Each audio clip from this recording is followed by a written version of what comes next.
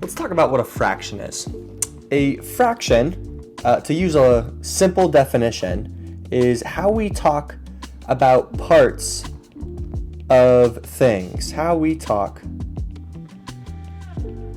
about parts of things. Let's consider an example. I love pizza. I love pizza a whole lot. So let's draw a pizza. Generally speaking, you don't go and eat a whole pizza. Maybe you do, maybe you don't. But when I get my pizzas, they come in 8 slices.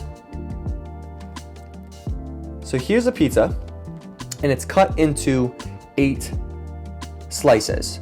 How would we talk about maybe one of these slices of pizza? Well, this is one slice of pizza, but it's one slice of pizza out of 8 slices.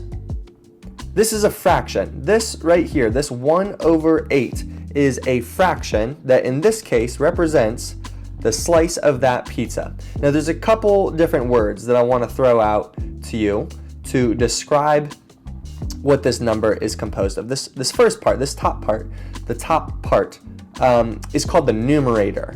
Numerator, numerator.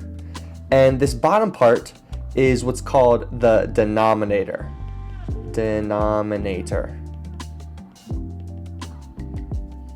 Now, let me explain this real quick. The 1 represents how many parts you are referring to.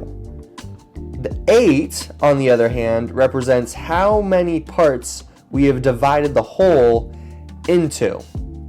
So, for example, let's say I want to consider 2 of these slices of pizza. Well, then in that case, I would change the top number to be a 2 because 2/8 of this pizza are colored in. I am gonna eat 2/8 of this pizza. And we could keep going, right? If I colored in one more, that would make this 3/8 of this pizza are colored in, like so. Now, this right here is what is called a proper fraction. A proper fraction is what you get when the numerator is smaller than the denominator. To truly talk about a part of a singular thing, a proper fraction is when the numerator is smaller than the denominator. Now, there are 2 other types of fractions that I just want to define for you real quick. They are what is called an improper fraction and a mixed fraction or a mixed number. So in summary, we got proper fraction, we have improper, and we have mixed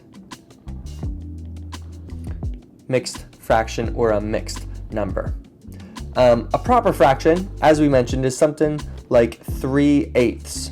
Something like 3/8, where the numerator is bigger than the denominator.